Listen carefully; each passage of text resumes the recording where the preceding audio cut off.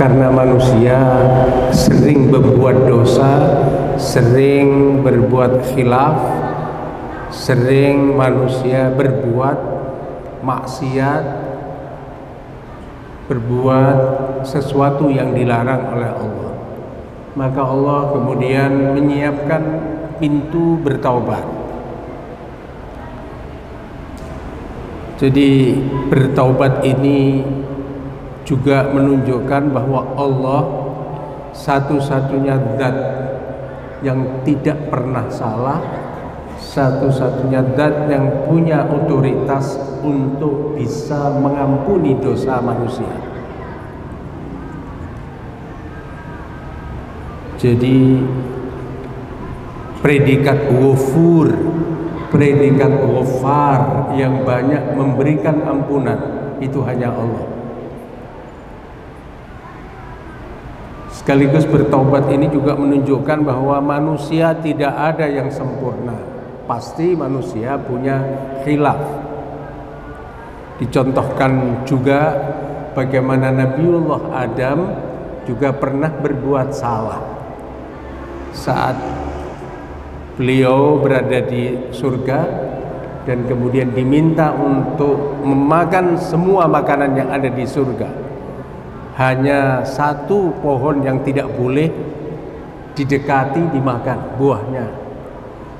Maka sebagai seorang nabi pun Nabi Adam juga berbuat khilaf, dimakannya buah itu yang banyak orang menyebut buah khuldi. Dan kemudian turun ayat fatalaqa Adamu mir rabbih kalimatin fataba alaih innahu wattawwabur rahim. Jadi taubat itu kemurahan dan kemuliaan Allah, kemurahan yang diberikan oleh Allah kepada hamba, itu taubat. Ma'asyiral muslimin rahimakumullah, saya teruskan kemarin hadis ke-17. An Abi Hurairah radhiyallahu anhu qala Rasulullah sallallahu alaihi wasallam qala dawu sapa Rasulullah sallallahu alaihi wasallam dawuh Rasulullah man utawi sapane wong tabakan bertobat sapa wong qabla an tatul asyamsu sadurunge muncul apa asyamsu srengenge mim maghribiha saking kulon.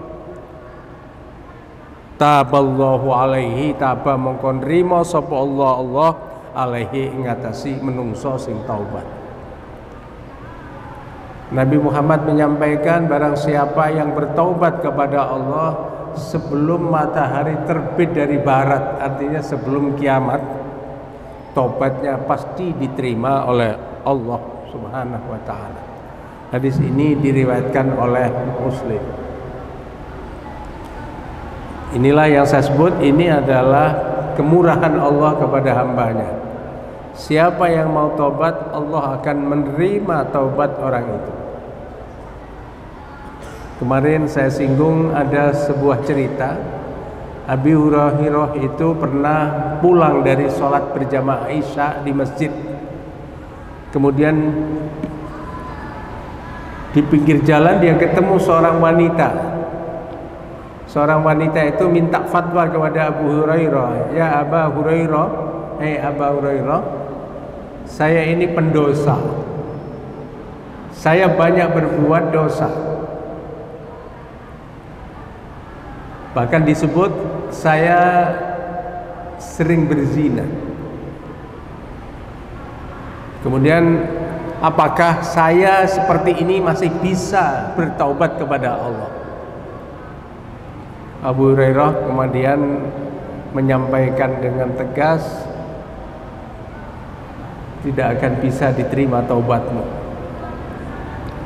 Setelah itu kemudian Abu Hurairah konsultasi kepada Rasulullah. Rasulullah, saya bertemu dengan seorang wanita, singkatnya begitu, dan seorang wanita ini menyampaikan dosanya banyak dan tanya apa masih bisa bertaubat kepada Allah, apa diterima taubatnya. Saya jawab tidak bisa. Lalu Nabiullah Muhammad sallallahu alaihi wasallam menegur Abu Hurairah. Abu Hurairah, apakah engkau tidak mendengar ada ayat Al-Qur'an illa man taba wa amana wa amila amalan shalihan fa ulaika yubaddilullahu sayyi'atihim hasanat wa kana Allahu ghafurur rahima wa man taba wa amila shalihan fa innahu yatubu ilallahi mataba. Itu di surat Al-Furqan di bagian akhir. Apakah engkau tidak pernah mendengar bahwa orang meskipun berbuat dosa, mamayyaf al-dzalika yalqa athama yudha'af lahul adzabu yaumal qiyamati wa yakhlud fihi mu'ana. Kalau orang itu musyrik, kalau orang itu membunuh orang itu berbuat nista zina, itu yudha'af lahul adzabu yaumal qiyamah wa yakhlud fihi mu'ana. Besok orang-orang itu akan dikekalkan di neraka.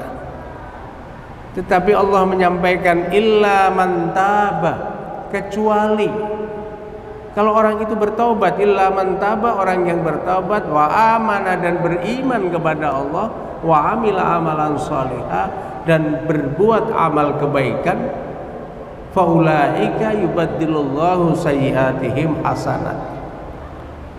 Maka orang-orang itu, kejelekan-kejelekan orang-orang itu akan diganti dengan kebaikan. Yubaddilullahu sayyi'atihim hasanat, Allah mengganti sayyi'atihim, kejelekan-kejelekan yang dia lakukan, hasanat, dengan kebaikan-kebaikan. Wa kana Allahu ghafurur rahim, dan Allah itu Maha mengampuni dan Maha kasih sayang. Jadi mari kita terus beristighfar ya.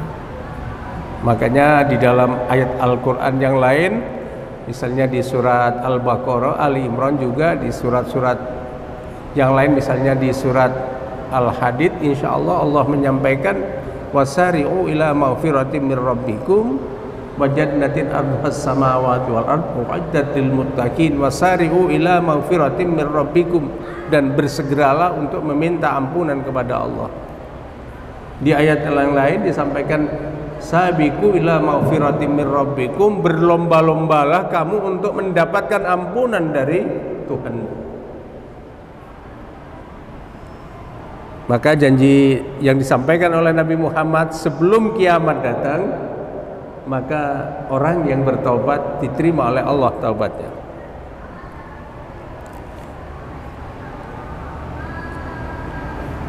Hadis berikutnya, an Abi Abdurrahman Abdullah bin Umar bin Khattab radhiyallahu anhuma.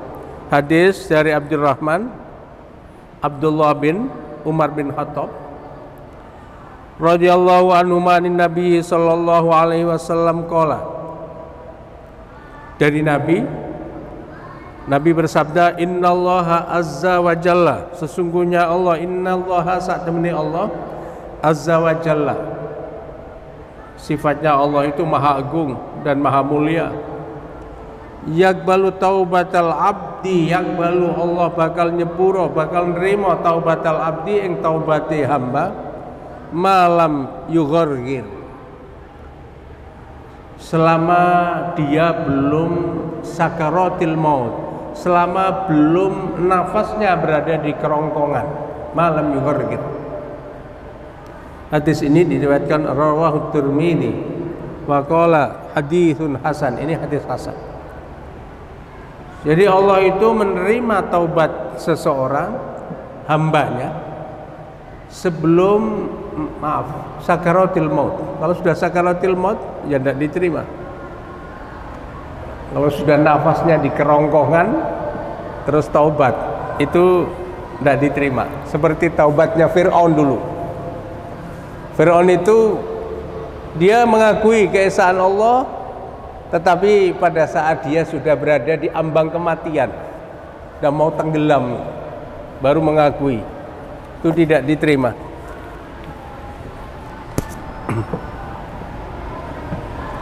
Jadi bertobat itu selama belum dekat dengan sakaratul maut masih bisa diterima. Jadi masih sehat-sehat seperti kita semua ini masih bisa diterima oleh Allah. Di dalam surat An-Nisa itu disebutkan Innamat taubatu 'alallahi lilladzina ya'maluna as-su'a bi jahalatin tsumma yatubuna min qaribin faulaika yatubullahu 'alaihim wa kanallahu 'aliman hakima. Surat An-Nisa ini menyampaikan innamat taubatu 'alallah, sesungguhnya taubat yang nanti diterima oleh Allah adalah alladzina ya'maluna as-su'a bi jahalatin, orang yang mengerjakan perbuatan salah, perbuatan jelek, bijahalatin. Bijahalatin itu lupa, bijahalatin itu karena kebodohannya, itu bijahalatin. Tsumma yatubuna min qaribin, dan kemudian mereka bertaubat min qaribin dengan sungguh-sungguh. Kalau kemarin itu an-nadam, al-iqla, al-azm, lepas dari dosa dan kemudian menyesal dan kemudian berjanji, bertekad tidak mengulang lagi. Tsumma sayatubuna min qarib. Wa kana Allahu 'aliman hakima, maka Allah itu zat yang mengetahui, maha mengetahui dan maha bijaksana. Kemudian diteruskan walaysati taubatu lilladzina ya'maluna sayyi'at hatta idza hadara ahadahumul maut qala inni tubtul ana walalladzina yamutuna wa hum kuffar ulaika a'tadna lahum adzaban alima. Bukan dinamakan taubat alladzina ya'maluna sayyi'at, yaitu orang-orang yang menjalankan, melaksanakan perbuatan-perbuatan dosa, perbuatan-perbuatan maksiat, perbuatan-perbuatan yang ingkar. Hatta idza hadara ahadahumul mautu, kemudian mendekati kematian, yaitu nafasnya sudah ada di kerongkongan itu. Qala inni tubtul ana walalladzina yamutuna wa hum kuffar. Kalau orang mengatakan taubat tapi pada saat sudah mendekati mati seperti itu, bahkan menyampaikan inni tubtul ana, sekarang saya taubat ya Allah gitu, padahal dia sudah mendekati kematian, sudah ada di kerongkongan begini nafasnya. Walalladzina yamutuna wa hum kuffar, mereka tidak mati kecuali mereka mati kafir. Ulaika atadna lahum adzaban alima, mereka diberikan oleh Allah siksa yang pedih. Janji Allah kepada mereka diberi siksaan yang sangat pedih. Maka ada satu cerita, sudah pernah kami singgung, seorang anak Yahudi, pemuda Yahudi. Saat pemuda Yahudi inilah yang dulu menyiapkan bejana untuk mandinya Rasulullah, untuk wudunya Rasulullah. Tapi dia adalah pemuda Yahudi yang menyiapkan sendalnya Rasulullah. Pokoknya yang membantu Rasulullah. Suatu saat dia sakit keras, tapi belum sakaratil maut. Pada saat sakit itu kemudian dijenguk oleh Rasulullah, kemudian diminta oleh Rasulullah, "Hai anak muda, bacalah syahadat." Lalu si anak muda itu tengok kepada bapaknya gitu, bapaknya ada di sampingnya. Bapaknya kemudian diam aja. Maka pemuda ini tidak berani bersyahadat, tidak berani menyampaikan kalimat syahadat. Lalu Rasulullah mengulangi lagi, "Hei anak muda, bersyahadatlah." Akhirnya anak muda itu juga nengok ke bapaknya, maka dia juga diam, tidak mau bersyahadat. Untuk yang ketiga kali Rasulullah menyampaikan, "Hei anak muda, bersyahadatlah. Bacalah asyhadu an la ilaha illallah wa asyhadu anna muhammadar rasulullah." Ketiga kalinya anak muda itu lihat bapaknya yang ada di sampingnya. Kemudian bapaknya menyampaikan, "Ikuti anjuran Abul Qasim." tidak menyebut Muhammad tapi Abul Qasim, bapaknya Sayyid Qasim gitu, yaitu Nabi Muhammad sallallahu alaihi wasallam. Lalu kemudian pemuda itu membaca syahadat, asyhadu an la ilaha illallah wa asyhadu anna Muhammadar Rasulullah. Selesai kemudian Rasulullah keluar dan mengatakan, ya, telah diselamatkan seorang anak muda dari siksaan api neraka. Begitu indahnya bertaubat, begitu indahnya Allah memberikan pengampunan sebesar-besarnya kepada makhluknya.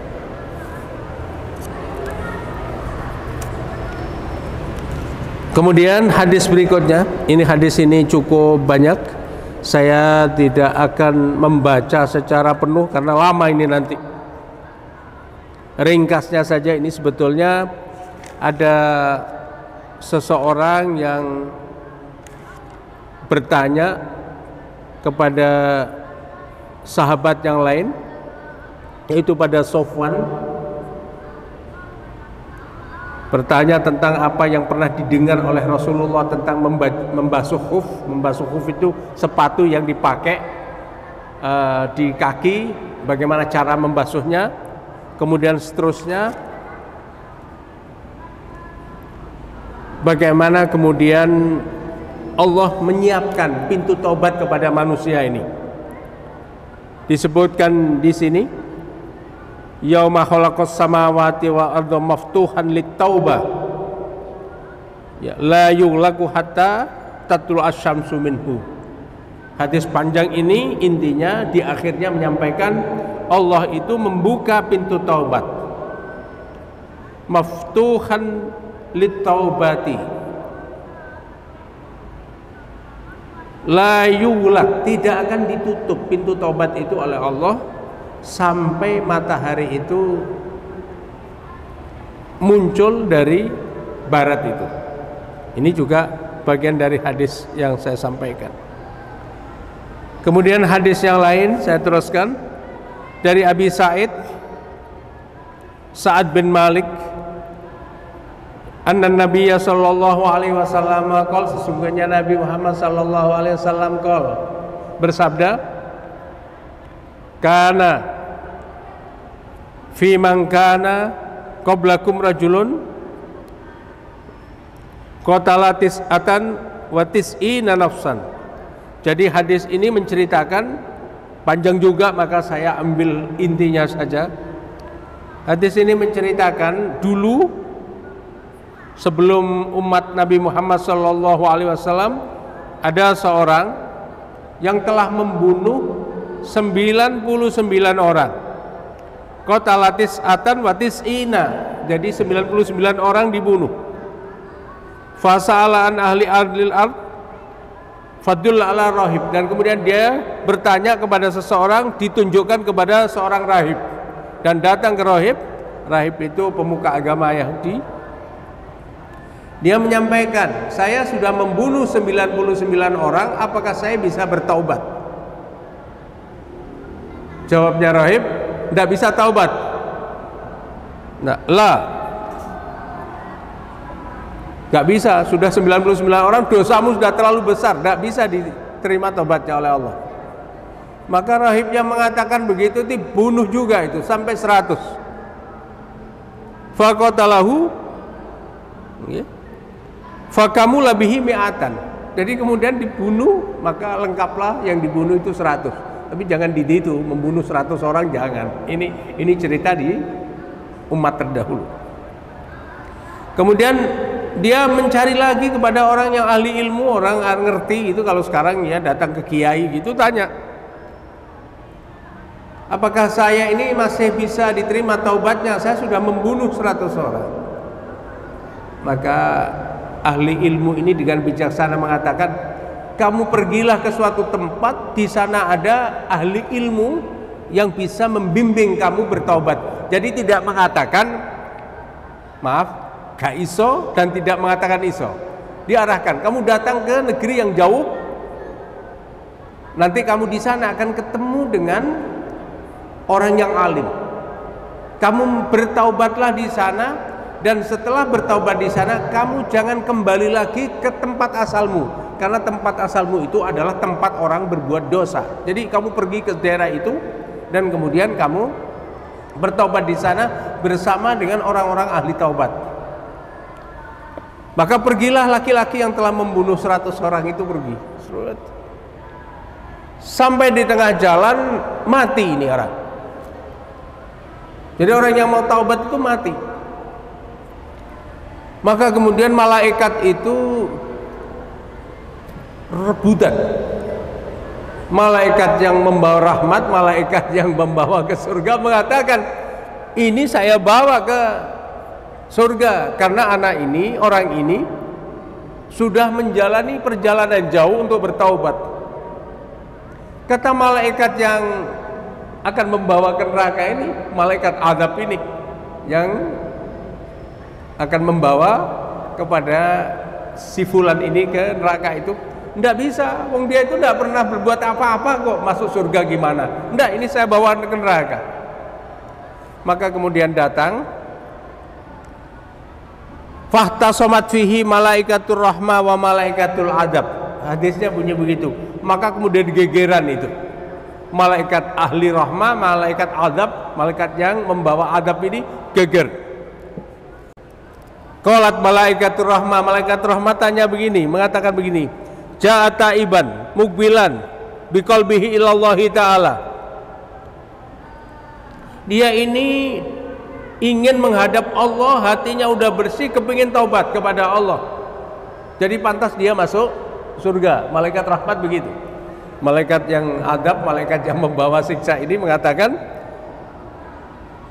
waqalat malaikatul adab, malaikat adab berkata begini, innahu lam ya'mal khairan qattun. Dia tidak pernah berbuat apa-apa, enggak pernah berbuat apa-apa kok masuk surga. Enak banget gitu. Fa'atahu malakun fi surati adamiyin, dan kemudian ada malaikat penengah. Malaikat itu turun, tapi sebetulnya fi surati adamiyin. Malaikat ini seperti wajah manusia. Fi surati adamiyin itu kayak manusia, tapi itu malaikat. Maka kemudian membuat keputusan. Begini saja, sekarang diukur berapa jauh dari dia ingin bertobat sampai dia mati, dan kemudian dari matinya ini sampai ke tempat dia mau bertaubat. Diukur ini dowondi langkah dia, perjalanan dia menuju taubat ini dengan sisanya itu diukur.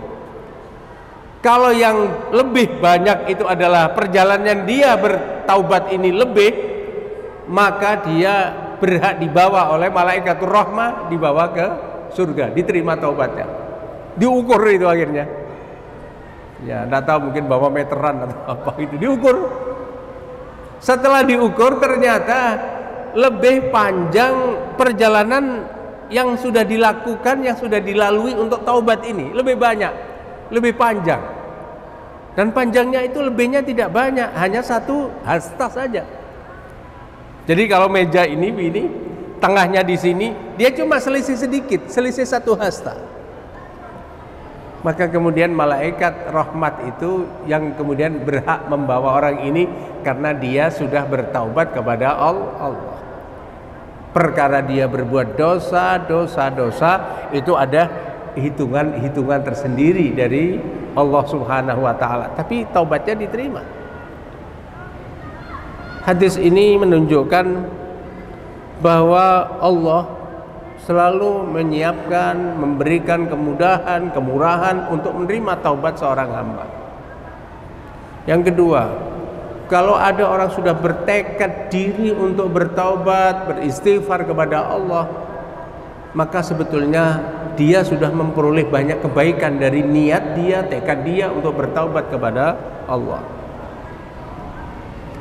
Yang ketiga pelajarannya, kalau orang berada di dalam negeri, di dalam satu daerah yang di situ banyak maksiatnya, usahakan pergi ke tempat lain yang bisa mendukung dia berbuat baik. Maka ada di pujian-pujian itu tombo hati iku 5 wernane, di antaranya itu orang soleh kumpulono, berkumpullah dengan orang-orang soleh. Jadi kalau kumpul dengan orang-orang soleh, insya Allah ketularan soleh, ketularan berbuat baik. Yang berikutnya adalah bahwa sekecil apapun perbuatan manusia itu timbangannya ada di sisi Allah Subhanahu wa taala. Wa may ya'mal mithqala dzarratin khairan yarah wa may ya'mal mithqala dzarratin syarran yarah. Itu tadi cuma selisih 1 hasta saja, kemudian dia berhak untuk dibawa oleh malaikatur rahmah, malaikat yang membawa rahmat. Ini kemudian ada lagi hadis yang juga cukup panjang ini. Hadis ini cerita tentang 3 orang sahabat, yaitu yang pertama itu Ka'ab bin Malik, terus Hilal, dan 1 sahabat lagi. Sahabat ini dia melakukan kesalahan tidak ikut perang Tabuk. Perang Tabuk itu perang yang sangat berat bagi umat Islam, karena berada dalam musim yang sangat panas, harus melakukan perjalanan yang sulit, kemudian bahan makanan juga tidak banyak. Ini perang yang sulit yang dipimpin oleh Rasulullah, dan ada 3 sahabat ini tidak ikut perang. Nah, setelah pulang Rasulullah tanya, mengapa kamu tidak ikut perang? Kemudian mereka menjawab dengan jujur, saya tidak ikut perang karena ya waktu itu memang saya lebih mencintai dunia. Di dalam penjelasan-penjelasan itu, karena berat itu dia tidak ikut, padahal dia tidak sakit. Maka setelah Rasulullah mendengarkan jawaban itu, dia jujur padahal. Tapi mengapa wong sehat kok tidak ikut perang? Akhirnya selama 50 hari 3 orang ini tidak pernah ditemui oleh Rasulullah, tidak pernah disapa oleh Rasulullah. Jadi dibiarkan saja oleh Rasulullah. Bukan hanya Rasulullah, semua sahabat itu kalau ketemu 3 orang ini tidak mau ngomong. Di bahasa sini disiwak ini. Jadi karena tidak ikut perang Tabuk, disiwak 3 orang ini. Sampai ada yang mengikatkan dirinya di masjid, tidak pulang-pulang, terus saja ibadah kepada Allah, minta ampunan kepada Allah, ya, tidak keluar-keluar dari masjid supaya bisa diterima taubatnya oleh Allah. 3 orang ini. Bahkan di hari ke-40, hari ke-40 dari 50 hari itu dilarang pula istrinya melayani, mengajak bicara, itu nggak boleh. Istrinya pun disuruh menjauhi suaminya ini. Betapa sudah tersiksanya itu. Nabi sudah tidak pernah menegur, sahabat-sahabat juga tidak menegur, istrinya pun tidak boleh dekat-dekat dengan dia. Jadi masakkan makanan juga nggak boleh. Dan kemudian pada hari ke-50 Allah menurunkan kepada Nabi Muhammad SAW ketentuan bahwa orang ini taubatnya diterima oleh Allah Subhanahu wa taala. Ini ada di hadis yang cukup panjang ini.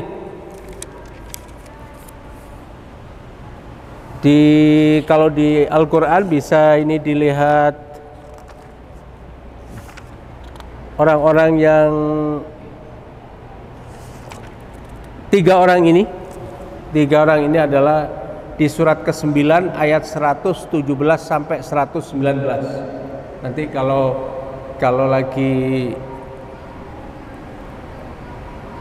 tenang-tenang gitu dicari di surat ke-9 ayat 117 sampai 119, cerita tentang 3 orang yang merasa dunianya sempit sekali karena tidak disapa Nabi, tidak disapa sahabat, bahkan disuruh. Juga sama bahwa Allah menerima taubatnya seseorang yang mau bersungguh-sungguh bertaubat kepada Allah Subhanahu wa taala, pasti diterima oleh Allah. Ini inti hadis itu. Tapi ada pelajaran yang lain bahwa berjuang di jalan Allah itu wajib. Ada hadis menjahada litakuna kalimatullahi hal ulya fa huwa fi sabilillah. Siapa yang berjuang supaya agama Allah itu litakuna kalimatullahi hal ulya, supaya kalimah Allah, ajaran Allah itu mulia, fa huwa fi sabilillah, itu sabilillah. Maka di surat An-Nisa itu ada ayat la yastawil qaiduna minal mu'minina ghairu ulid darari.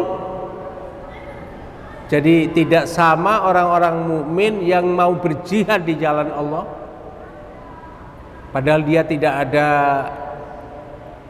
udzur apa-apa, dengan orang-orang yang berjuang di jalan Allah. Itu tidak sama. Jadi orang yang berjuang dan tidak berjuang, la yastawil qaiduna minal mu'minina ghairul dharari wal mujahid fi sabilillah. Jadi kalau orang itu berjuang di jalan Allah dengan orang yang diam saja, itu tidak sama derajatnya di sisi Allah. Lalu pertanyaannya, kalau sekarang berjuang di jalan Allah seperti apa? Kalau dulu memang perang, tapi sekarang berjuang di jalan Allah menjadi Islam menjadi mulia. Kita kalau orang mukmin sekarang yang berjuang dalam bidang ekonomi supaya orang-orang Islam tidak kesulitan ekonomi, berjuang melawan kebodohan supaya orang-orang Islam tidak bodoh.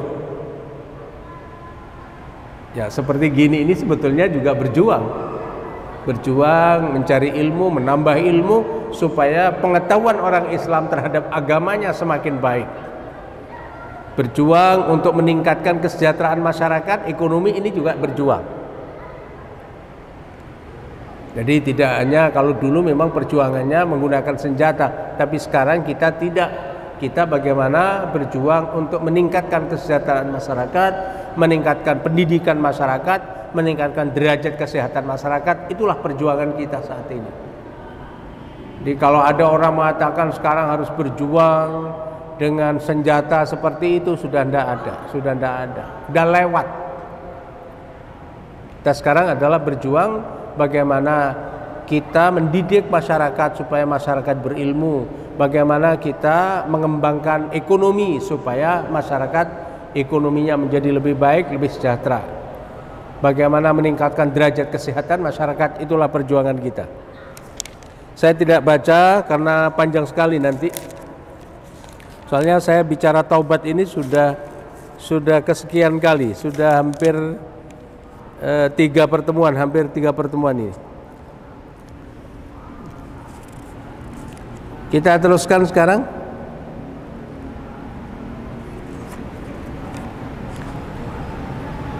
Ini hadis yang ke-22. Wa an Nujaid, ini dari Nujaid radhiyallahu anhuma, anna imratan min Juhainah atat Rasulullah. Sak temene seorang wedon, wong wedok min Juhainah saking kabilah Juhainah, atat Rasulullah sallallahu alaihi wasallam, datang kepada Rasulullah, teka sapa wong wedok Rasulullah ing Rasulullah sallallahu alaihi wasallam.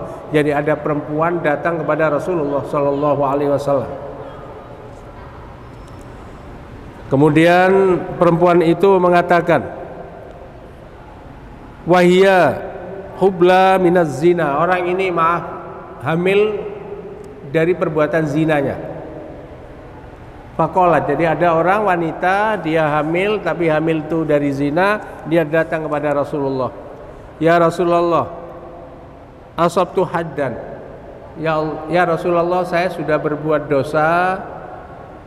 Asabtu wis kenani ing aku haddan. Haddan itu ya keputusan untuk diberikan hukuman. Faqimhu aliyya, Laksanakan Rasulullah keputusan itu, faqimhu, maka laksanakan, tegakkan. Okay. Hukuman itu, had itu alayya ing atase kula. Jadi saya telah berbuat salah Rasulullah, saya siap dihukum.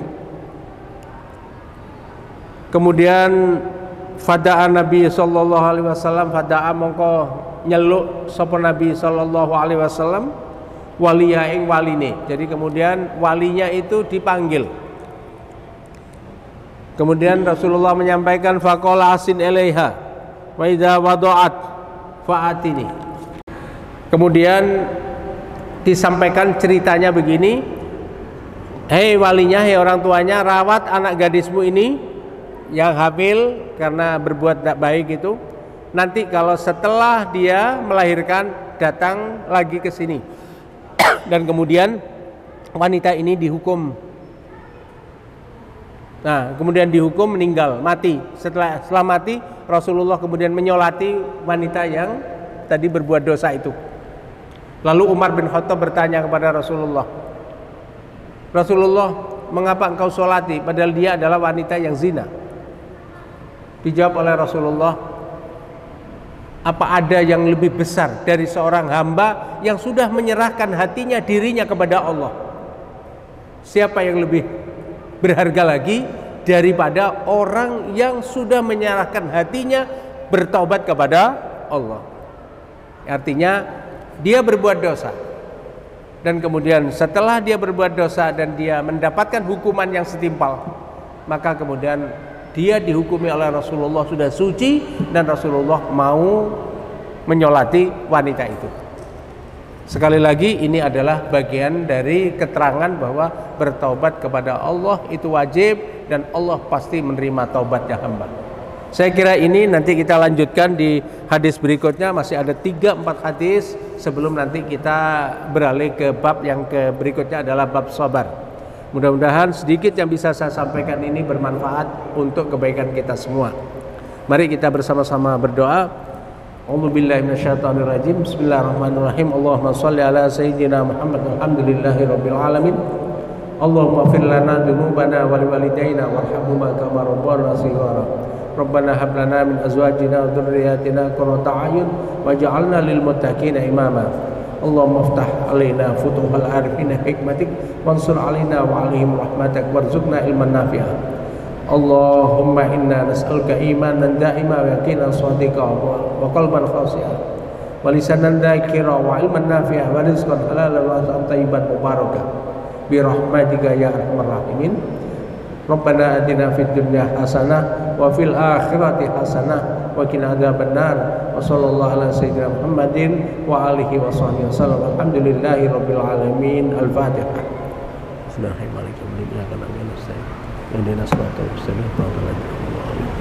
Assalamualaikum warahmatullahi wabarakatuh.